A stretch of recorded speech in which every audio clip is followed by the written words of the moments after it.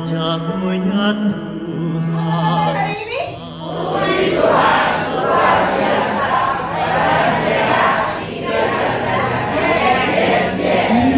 iya, baru kita tepuk tangan untuk kita semua. Iya. Terima kasih. Mohon berkenan berbagi pengalaman rohaninya.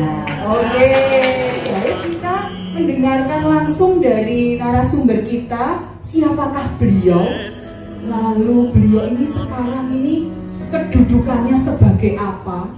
Kemudian kok wow banget dengan kerahiman ilahi itu, pengalaman apa kiranya yang membuat beliau itu berkobar-kobar ketika memberikan kesaksian. Tanpa berpanjang kata, karena kalau suster diberi waktu pasti akan kurang. Nah, saya serahkan sepenuhnya kepada Ibu Esterina. Silakan Ibu. Di dalam Tuhan harus yang menjadi yang utama itu adalah sukacita, ada damai dulu. Ya. Kalau di dalam kita ada unek-unek, biar senyum, biar kita mau lakukan apapun, orang yang menerimanya pasti beda. Ya. Bapak Paus Yohanes Paulus kedua mengkanonisasi Suster Faustina sebagai Santa Faustina. Ya, yang pertama di milenium yang baru. Dalam khotbahnya Bapak Paus katakan bahwa Suster Faustina adalah sebagai model, teladan, figur yang perlu kita contoh dalam kehidupan kita. Dan yang kedua, 30 April itu bicara juga tentang pesta kerahiman ilahi resmi diadakan. Walaupun bahwa devosi kerahiman Suster Faustina itu adalah sebagai suatu hadiah istimewa dari Tuhan. Dikatakan di sini bahwa ini pesan milenium ketiga untuk semua orang. Bapak Ibu perhatiin. Bapak Paus mengatakan tahun 2000. Apakah kerahiman ilahi akan jadi way of life? Itu pilihan. Nggak ada paksaan, nggak ada harus. Kalau nggak ikut nggak masuk surga, nggak ada cerita kayak gitu ya. Semua pilihan. Tapi kita sebagai orang beriman, setiap pilihan itu harus mau menerima dalam tindakan kita, dalam perkataan kita, dalam doa kita. Kalau didasari dengan belas kasih, itu caranya merasuk, ya. Nah, ini kesimpulan. Jadi Bapak Ibu diminta untuk selalu berusaha bersatu Kristi dan sakramen tobat. Ya, kedua, berdoa dengan setia. Suster Faustina pun mengalami malam gelap. Dia doa, dia merasa bahwa doanya tidak diterima Tuhan. Semakin dia berdoa, dia merasa Tuhan semakin nggak suka sama dia. Tapi tetap setia berdoa. Dia bilang, saya mau jadi santa yang besar. Apakah suatu kesombongan? Bukan. Sesuatu yang mau kita raih. Begitu pula dengan Bapak Ibu. Saya punya cita-cita mau menjadikan kerahiman ilahi way of life. Itu menjadi pegangan. Jadi pelaku firman. Selalu minta belas kasih Tuhan, berbelas kasih pada sesama, dan percaya penuh. Yang kelima, terus memuliakan kerahiman Tuhan. Lanjut Pak. Nah, berdoa tanpa henti. Yesus, Engkau andalanku. Dalam hati aja. Yesus, Engkau andalanku.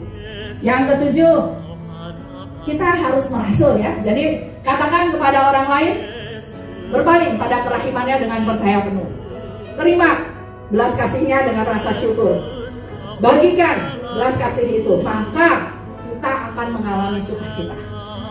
Jadi sukacita itu tidak seperti turun dari surga tiba-tiba terus kita sukacita kayak orang gila ya. Tapi kita melakukan sesuatu, nanti Tuhan tumbuhkan sukacita dalam diri kita. Jadi sekali lagi, jadikan kerahiman ilahi sebagai way of life, yaitu hidup yang sepenuhnya dipimpin Tuhan. Itu aja, terima kasih. Luar biasa. Kita beri aplaus sekali lagi untuk Bu Esther. Luar biasa sharing dari Bu Esther. Rahmat Tuhan melimpah atas kita. Saudara yang terkasih, kerahiman Allah itu akan sungguh-sungguh terjadi kepada kita ketika kita selalu berserah kepada Tuhan. Kita selalu menyerahkan apa yang menjadi hidup kita kepada Tuhan. Maka dari itu, sekali lagi selamat untuk Pantai Devosi Kerahiman Ilahi yang hari ini boleh mengadakan secara sehat.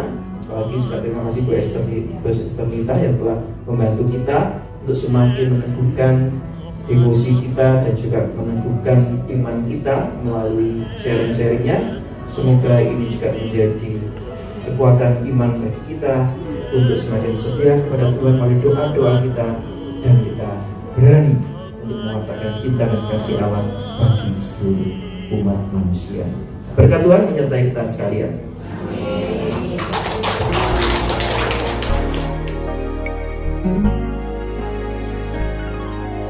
Santa Faustina, kau pilihan Tuhan,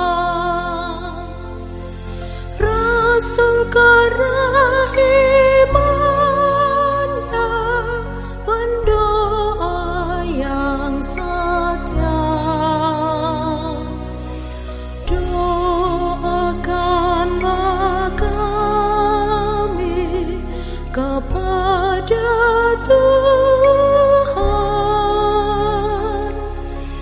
karena Tuhan Yesuslah andalan manusia. Dari lambung yang tertikam telah memancar sinarnya. Dialah pembawa damai bagi dunia. Dari lambung yang tertikam telah memancar sinarnya. Dialah pembawa damai bagi dunia.